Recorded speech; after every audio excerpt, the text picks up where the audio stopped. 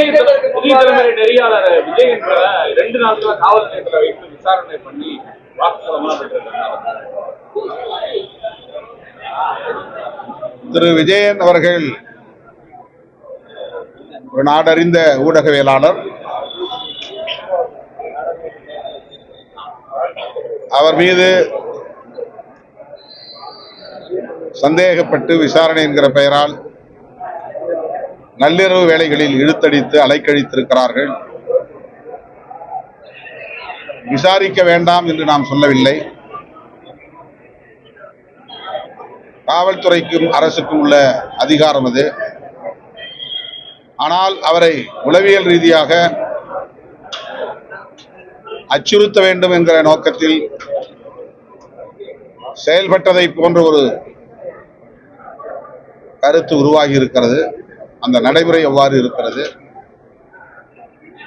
இந்த போக்கு ஜனநாயகத்திற்கு உகந்ததல்ல. மாண்புமிகு முதலமைச்சர் அவர்களின் கவனத்திற்கு இதை முன்வைக்க கடமைப்பட்டிருக்கிறோம். ஊடகவியலாளர்களின் சுதந்திரத்தை பறிக்கும் வகையில் அல்லது அச்சுறுத்தும் வகையில் காவல்துறையோ அல்லது மற்ற துறைகளை சார்ந்த அதிகாரிகளோ செயல்பட அனுமதிக்க கூடாது. திரு விஜயன் அவர்கள் அச்சுறுத்தப்படுவது கவலை அளிக்கிறது. இந்த போக்கை கைவிட வேண்டும் என்று வேண்டுகோள் விடுக்கிறோம். இந்த போக்கையும் கண்டிக்கிறோம்.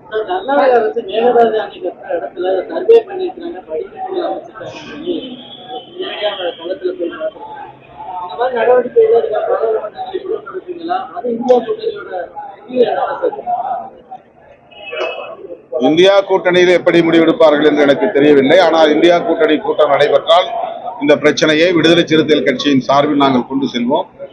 நாடாளுமன்றத்திலும் எங்கள் குரல் ஒலிக்கும். தமிழ்நாடு முதலமைச்சர் விரைந்து செயல்பட்டு அதனை முறியடிப்பார் என்றும் நான் நம்புகிறேன்.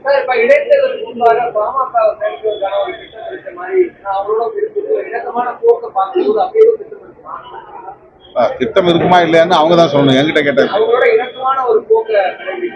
எல்லோரோடையும் இணக்கமா இருக்கலாம், அதனால தப்பு இல்லையே. கொள்கை வேற, கொள்கை பகைங்கிறது வேற, தனிப்பட்ட முறையில நட்பு பாராட்டுவது என்பது வேறு.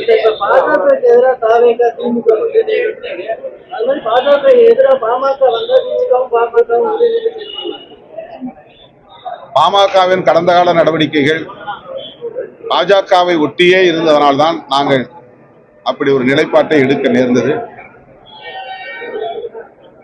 நீங்கள் யூகமான ஒரு கேள்வியை எழுப்புகிறீர்கள். அந்த யூகமான கேள்விக்கு நானும் யூகமாக ஒரு பதிலை சொல்ல முடியாது. எங்கள் நிலைப்பாட்டில் நாங்கள் உறுதியாக இருக்கிறோம். சாதிய மதவாத அரசியலை உயர்த்தி பிடிக்கிற கட்சிகளோடு தேர்தலுக்காகவும் கூட நாங்கள் கூட்டணி உறவை வைத்துக் கொள்ள மாட்டோம் என்பதில் இன்றைக்கும் உறுதியாக இருக்கிறோம். கூட்டணியில் இருக்கிற கட்சிகளுக்குள்ள ஒரு இணக்கமான நீங்க நினைக்கிறீங்களா சார்? இப்ப மதிமுகவோ இல்ல அந்த தாவேகாவுக்கும் விடுதலை சிறுத்தைகள் கட்சிக்கும் நல்ல இணக்கம் நிலவுகிறது. எங்களுக்கு இடையில் எந்த இடைவெளியும் இல்லை. கடந்த கால ஆட்சியில கூட அந்த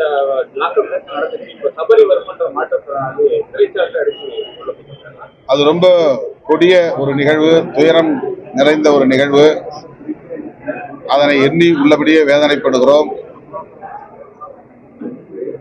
அந்த வழக்கை சிபிஐ விசாரிக்க வேண்டும் என்று அந்த குடும்பத்தை, சபரியுடைய குடும்பத்தை சார்ந்தவர்கள் கோரிக்கை எழுப்புகிறார்கள்.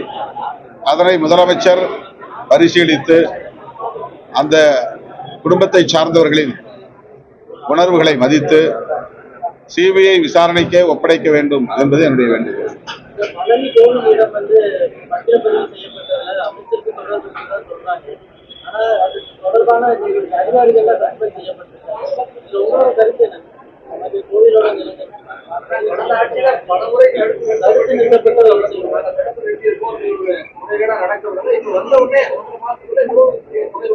அதுக்கு அமைச்சர் சில விளக்கங்களை தந்திருக்கிறார்.